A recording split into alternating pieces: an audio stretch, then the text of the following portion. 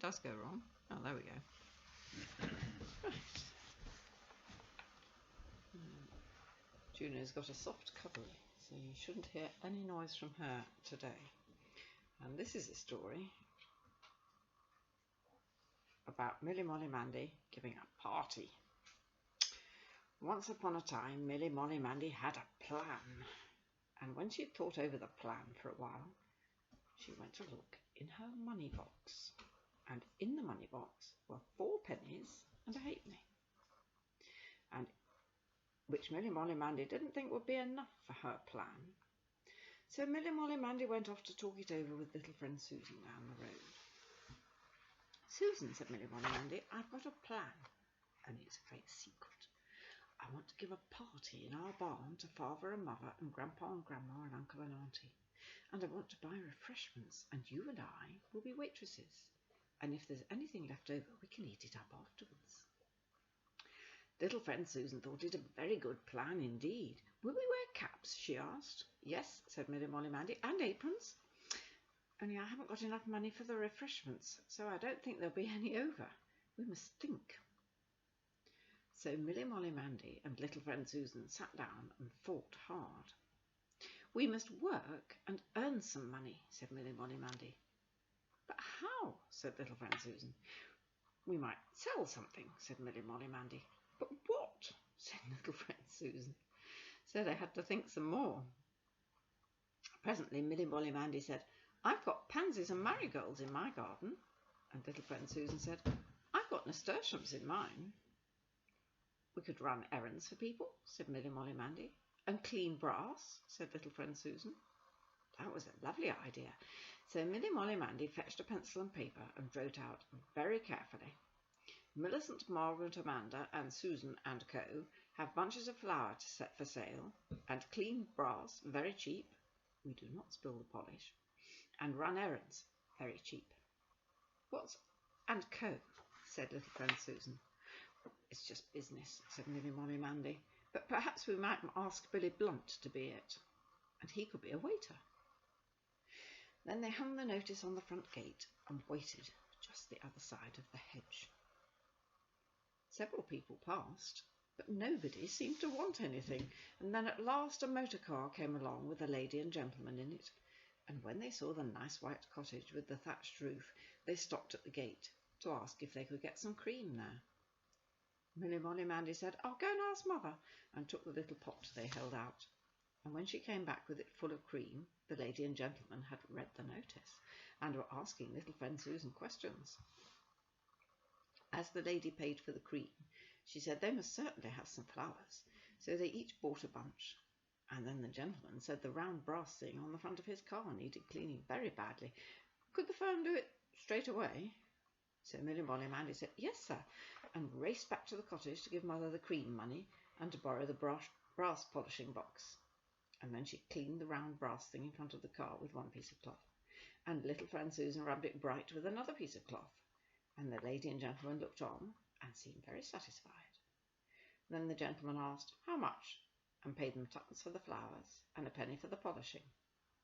Milly Molly Mandy wanted to do some more polishing for the money, but the gentleman said they couldn't stop, and they said goodbye and went off, and the lady turned and waved, and Milly Molly Mandy and little friend Susan waved back until they were gone. Milly Molly Mandy and little friend Susan felt very happy and pleased, and now they had 7pence halfpenny for the refreshments. Father and Mother and Grandpa and Grandma and Uncle and Auntie and Mrs. Moggs, little friend Susan's mother, made 7. And then who should look over the hedge but Mr. Jakes, the postman, on his way home from collecting letters from the letter boxes. He had seen the notice on the gate. What's this, you trying to make a fortune? Said the postman. Yes, said Milly Molly Mandy, we've earned 3pence. My, and what do you plan to do with it? Said the postman. We've got a secret, said Milly Molly Mandy with a little skip. Ah, said the postman, I guess it's a nice one too. Milly Molly Mandy looked at little friend Susan, and then she looked at the postman. He was a nice postman. You won't tell if we tell you? She asked. Try me, said the postman promptly.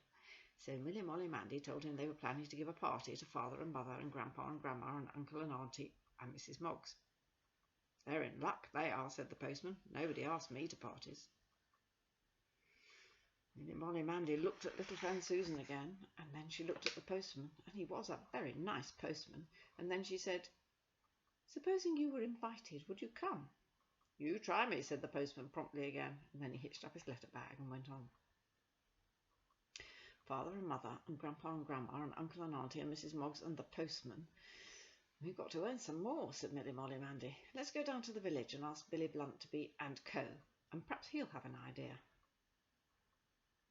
Billy Blunt was in the road outside the corn shop, mending the handles of his box on wheels. He'd made it nearly all himself, and it was a very nice one, painted green like the water butt on the lawn roller. He thought "and Co."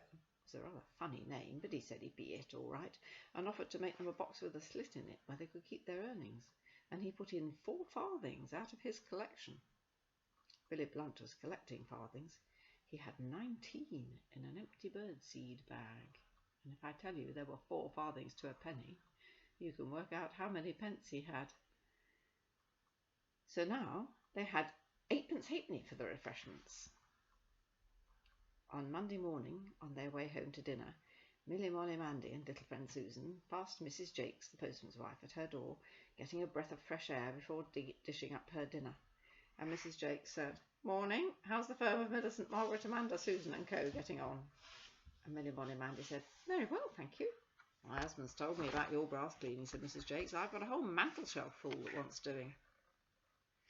MillyMollyMandy and little friend Susan were very pleased, and arranged to come in directly school was over in the afternoon and clean it.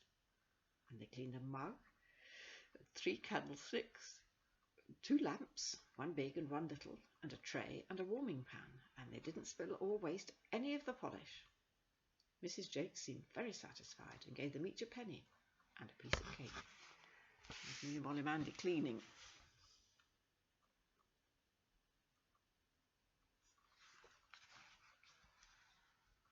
So now they had 10 halfpenny for the refreshments.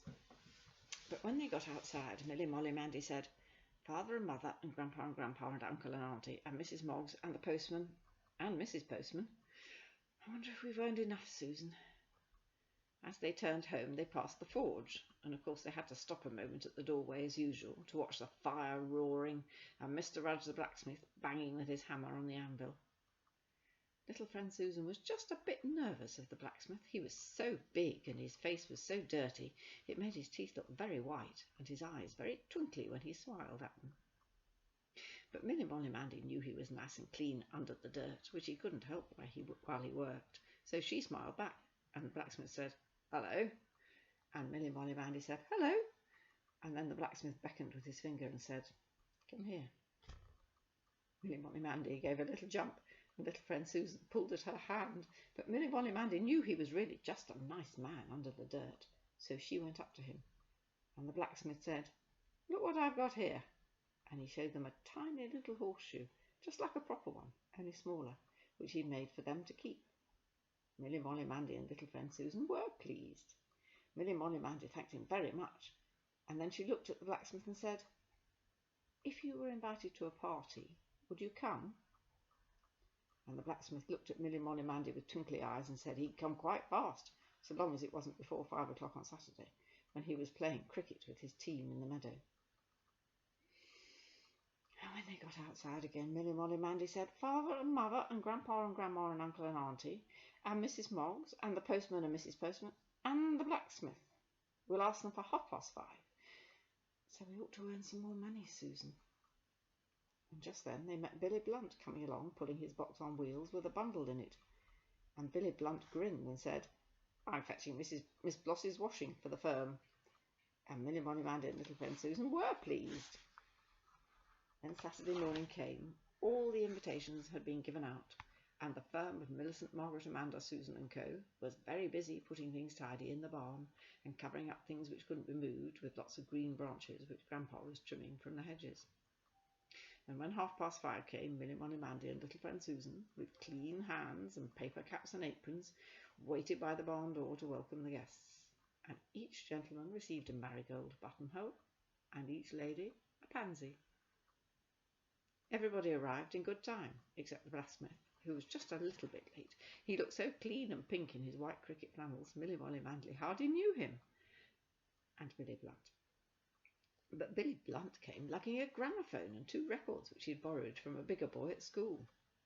He never told, but he'd given the boy all the rest of his collection of farthings, 15 of them, which makes 3 farthings in exchange. Then Billy Blunt, who didn't want to dance, and looked after the gramophone, while Father and Mother and Grandpa and Grandma and Uncle and Auntie and Mrs. Moggs and the postman and Mrs. Postman and the blacksmith and Milly Molly Mandy and little friend Susan danced together in the old barn until the dust flew. Milly Molly Mandy danced a lot with the blacksmith as well as with everybody else, and so did little friend Susan. They did enjoy themselves. And then there were refreshments. Raspberry drops and aniseed balls on saucers trimmed with little flowers, and late blackberries on leaf plates, and sherbet drinks, which Billy Blunt prepared, while Milly Molly Mandy and little friend Susan stood by to tell people just the very moment to drink when it was fizzing properly. It was exciting. And a jelly, which Milly Molly Mandy and little friend Susan had made themselves from a packet, and it had to be eaten rather like soup, as it wouldn't stand up properly. Too much water in it. But Father and Mother and Grandpa and Grandma and Uncle and Auntie and Mrs. Moggs and the postman and Mrs. Postman and the blacksmith all said they'd never enjoyed a jelly so much. And the blacksmith, in a big voice, proposed a vote of thanks to the firm for the delightful party and refreshments, and everybody else said, "Hear, hear," and clapped. And Milly Molly Mandy and little friend Susan joined in the clapping too, which wasn't quite proper, but they were so happy they couldn't help it. And then all the guests went home. And when the firm came to clear up the refreshments, they found there was only 1 aniseed ball left, but placed among the empty saucers and glasses on the bench were a small packet of pears and a bag of mixed sweets with a ticket for the waiter and waitresses on it.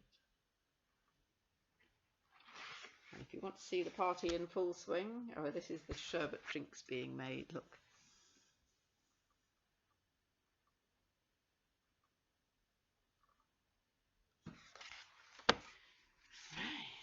Tomorrow, Milly Molly Mandy goes visiting.